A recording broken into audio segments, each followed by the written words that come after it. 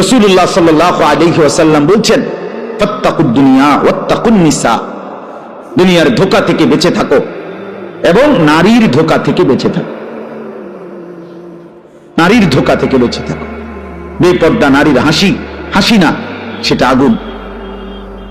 বেপর্দা নারীর রূপ যৌবন, এটা শরীর না, এটা জাহান্নামের টুকরা, আগুনের কুণ্ডলী। সে মূলত হাসে না, সে আগুন জ্বালায়। সে নিজেকেও বরবাদ করে, যুবককেও বরবাদ করে।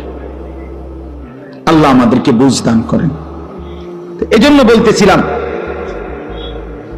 আমরা মেহেরবানি করে কোরআনুল কারীমের মধ্যে এই তিনটা বিষয়, আল্লাহর প্রতি নিরঙ্কুশ খালেস ঈমান, এটা আল্লাহ কোরআনে বুঝাইতে চাইছেন। রাসূলুল্লাহ সাল্লাল্লাহু আলাইহি ওয়াসাল্লামের সুন্নাতের জিন্দেগীর শতভাগ অনুসরণ, রিসালাত, এটা আল্লাহ বুঝাইছেন। আর হলো আখিরাত। এই যে কোরআনের যত কথা, রাসূলের যত কথা, ইসলামের যত কথা, এই যে যুগ যুগ ধরে উলামায়ে কেরাম যা বলতেছে ভাই, এই সবটার ফিকির একটাই, দুনিয়ার ভাত মাছ চাল ডাল, দুনিয়া চলা এর জন্য না, শুধুই আখিরাতের জন্য।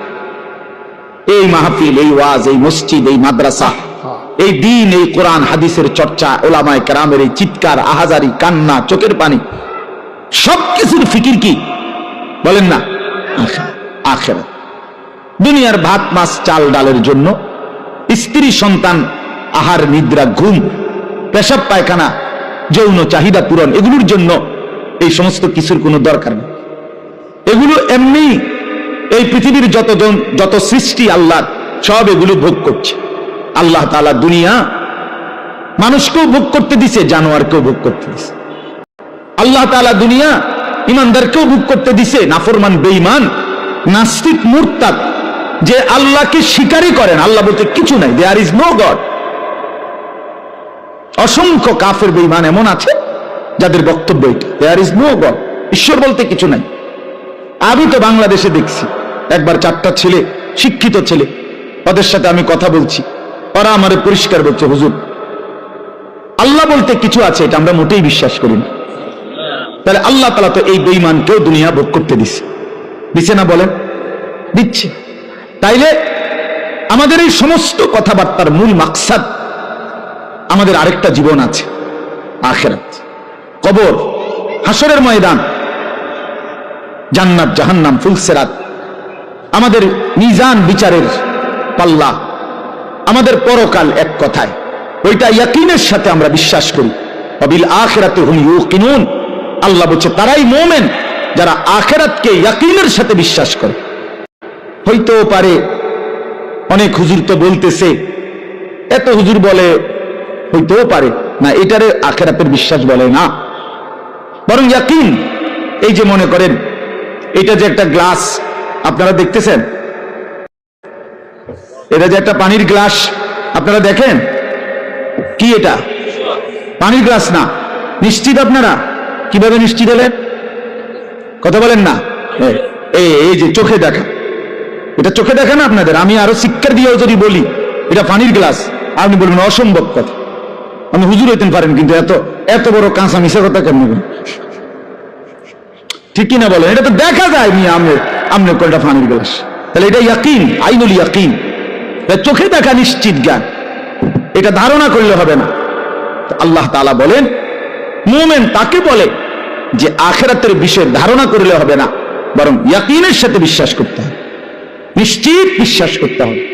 নিশ্চিত নিশ্চিত না দেখেই কবর, হাসর, মিজান, ফুলসিরাত, আখিরাত, কিয়ামত, ইসরাফিলের ফু, এইসব। এই জন্য বাপ, আমি আপনাদের কাছে বুঝাইতে চাই, এই কথাইটা যদি কারো দিলের মধ্যে বসে, আমি একদিন মরে যাব, আমারে কবরে যাইতে হবে, কবর থেকে একদিন আমাকে হাসরের ময়দানে বিচারের জন্য দাঁড় করানো হবে, আর সেই বিচারের ময়দানে আমার পুরা জিন্দেগীর আমল নামা, লিখিত কপি, ফাইল আমার হাতে দেয়া হবে। সেই আমল নামা নিয়ে আমাকে দুইটা কাজ করতে হবে। একটা হলো মহান আল্লাহ পাক রব্বুল আলামিনের সামনে সরাসরি হিসাব দেওয়ার জন্য দাঁড়াইতে হবে। আরেকটা হলো মিজানের পাল্লায় ওজনের জন্য আমার আমলনামা দিতে হবে, এরপরে আমাকে ফুলসিরাত পার হইতে হবে, এরপরে আমাকে অনন্তকালের চূড়ান্ত গন্তব্য জান্নাত কিংবা জাহান্নামে পৌঁছতে হবে। এই এতটুকু স্টেজ, মৃত্যু, কবর, হাসরের ময়দান, আমলনামা হাতে নেওয়া, আল্লাহ পাকের মুখোমুখি হওয়া, মিজানের পাল্লায় ওজনের জন্য দেওয়া, ফুলসিরাত পার হওয়া, অতঃপর জান্নাত বা জাহান্নামে পৌঁছা, এই বিষয়গুলো এক সেকেন্ডের জন্য, একদিনের জন্য আল্লাহর কসম মুমিন ভুলে গেলে তার জিন্দেগি বরবাদ।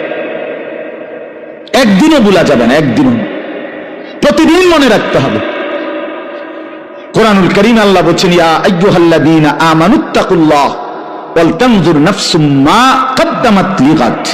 হে ঈমানদার, সর্বদা আল্লাহকে ভয় করো আর প্রতিদিন হিসাব করো, লক্ষ্য করো আজকে তুমি আগামী কালকের আখিরাতের জন্য কি পাঠিয়েছ। আজকে হিসাব।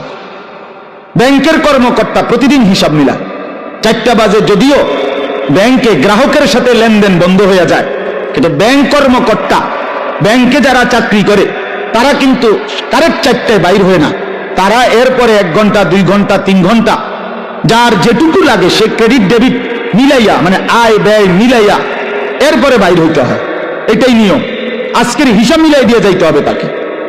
তো আল্লাহ তাআলা বলে, বান্দা আজকের হিসাব মিলাও, আজকের হিসাব মিলাও, আগামীকাল নাও মিলতে পারে। ওমা তাদরি নাফসুম মাজা তাকসিবু গাদান। কেউ জানে না সে আগামীর মুহূর্তে কি করবে। আল্লাহ বলে কেউ জানে না। অতএব আজ মিলাও, আগামীকাল কিয়ামতের জন্য আজ তুমি কি পাঠিয়েছ। ছেলেরা তোমরাও বুঝতে শেখো, নিজেরে ছোট মনে করো না। 16 বছরের একটা বাচ্চা ছেলে, তুমি ছোট না ভাইয়া। 14 বছর ছোট না, 18 বছর ছোট না, তুমি পূর্ণ যুবক। যেদিন থেকে যার গোসল ফরজ হয়, বীর্যপাত হয়, সেদিন থেকেই সে যুবক।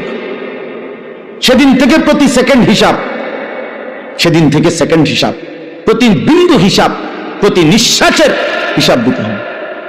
অতএব খামখেয়ালি করে মনে করো না আমি এখনো বাচ্চা মানুষ, আমি তো এখনো চাকরি করি না, আমি তো এখনো বিয়েই করি নাই, আমি তো এখনো একেবারেই অল্প বয়সী। না ভাইয়া, তুমি পূর্ণ বয়সী, তুমি পূর্ণ বয়সী। অতএব তুমি নষ্ট হইও না। কেউ যদি কারো দিকে নজর নাও রাখে, নিজের ভালো, নিজের কল্যাণ, নিজের দিকে নিজেকেই কমপক্ষে নজর রাখতে হয়। আমার বাবা হয়তো আমার খেয়াল করে নাই, ঠিক আছে, হতেও পারে।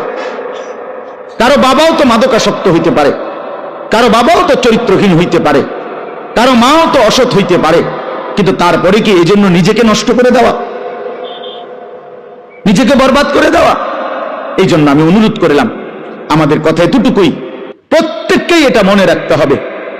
আমরা হাসলেও মরে যাব, কাঁদলেও মরে যাব, আমরা সুখেও মরে যাব, দুঃখেও মরে যাব। রাজপ্রাসাদের ওই অট্টালিকাতে যে থাকে সেও একদিন মরে যাবে, জীর্ণ কুঠিরে যে থাকে সেও একদিন মরে যাবে। অতএব আমাদের যেরকম মৃত্যু হচ্ছে, এই গোটা সৃষ্টি জগতের একদিন মৃত্যু হবে। এটাকেই বলা হয় কিয়ামত। আর এই কিয়ামতের একাধিক নাম আছে কোরআনে। এর মধ্যে একটা নাম হলো আল কারিয়া, এই যে সূরার মধ্যে।